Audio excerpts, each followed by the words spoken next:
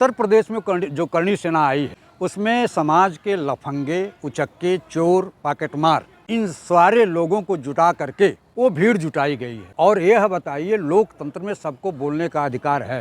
त्रिवेदी इनके राज्यसभा सांसद हैं, उन्होंने मान सिंह के बारे में कहा, अनर्गल शब्दों का प्रयोग किया, वहाँ इन लोगों का स्वाभिमान क्यों नहीं जगा? जो आदमी लाठी, बल्लम, फरसा, राइफल, बंदूक लेके चलता है वो मासूम नहीं हो सकता। मूल रूप से करणी सेना राजस्थान की है, ठीक है, लेकिन उत्तर प्रदेश में जो करणी सेना आई है उसमें समाज के लफंगे, उचक्के, चोर, पॉकेटमार इन सारे लोगों को जुटा करके वो भीड़ जुटाई गई है। और यह बताइए, लोकतंत्र में सबको बोलने का अधिकार है। एक संगठन पे ऐसा आरोप कैसे लगा सकते हैं आप? मैं डंके की चोट पर कहना चाहता हूँ, बहुत मासूम लोग हैं, उनके आस्था का सवाल है। आपको बताऊं, उन मासूम लोगों को गुमराह किया जा रहा है। ये मासूम लोग कैसे हैं? सर, आप पे एफआईआर दर्ज होगा, इस तरह का आरोप लगाएंगे? क्या सबूत है कि उसमें लफंगे लोग हैं? सच कहना अगर बगावत है तो समझो हम भी बाकी हैं।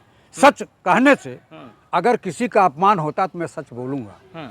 और आप बताइए ना, अगर मासूम लोग हैं तो हाथ में लाठी रहेगा? नहीं, अगर आप सच बोलते हैं, अगर आप इतने कद्दावर हैं तो फिर बोलिए ना राम जी के खिलाफ। क्या उन्होंने गलत नहीं बोला रंगा संगा को लेकर? राम जी को, राम जी सुमन। हाँ, अब आपको बताऊं, क्या आज वर्तमान स्थिति की आप बात नहीं करिएगा, आप 2000, 3000, 4 साल पहले की बात करिएगा। जब 4000 साल की बात करिएगा, ये इसके लिए आप सरकार में नहीं आए हो। महोदय, बाबर का जिक्र भी आज समाजवादी पार्टी के नेता ही विधायक ने ही कहा था। महाराष्ट्र में सब चीज को उछाल आप ही रहे हैं, करणी सेना को गाली आप दे रहे हैं। गाली नहीं दे रहा हूँ, मैं हकीकत की बात कर रहा हूँ। जो आदमी लाठी, बल्लम, फरसा, राइफल, बंदूक लेके चलता है वो मासूम नहीं हो सकता है। तो किसी को आस्था को ठेस पहुंचाएंगे तो क्या करेगा? ये तो पूछ रहा वो लोग। आस्था क्या है? आस्था, अभी त्रिवेदी इनके राज्यसभा सांसद हैं, उन्होंने मान सिंह के बारे में कहा, अनर्गल शब्दों का प्रयोग किया, वहाँ इन लोगों का स्वाभिमान क्यों नहीं जगा? वहाँ भी तो स्वाभिमान जगना चाहिए था।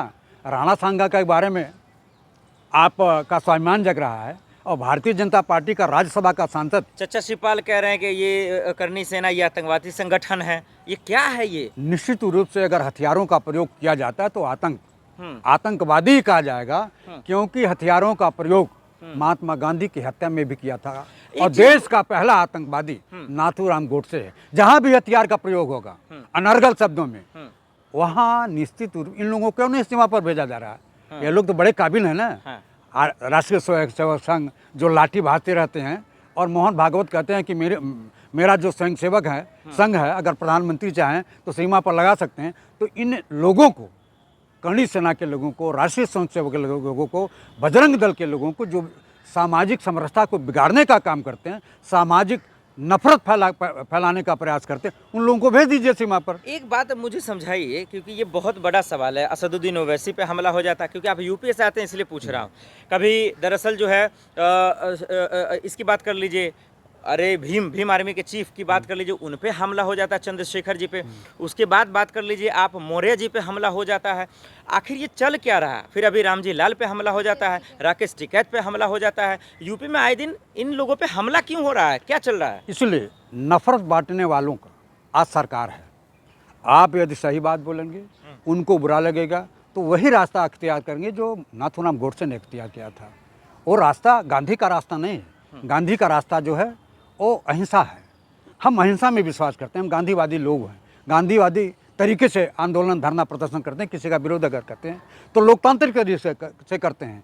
और लोकतांत्रिक तरीके से जब सरकार में रह करके लोग धरना प्रदर्शन करते हैं और सरकार का संरक्षण इनको प्राप्त होता है, तो निश्चित रूप से आम लोगों को ये लोग प्रताड़ित करेंगे।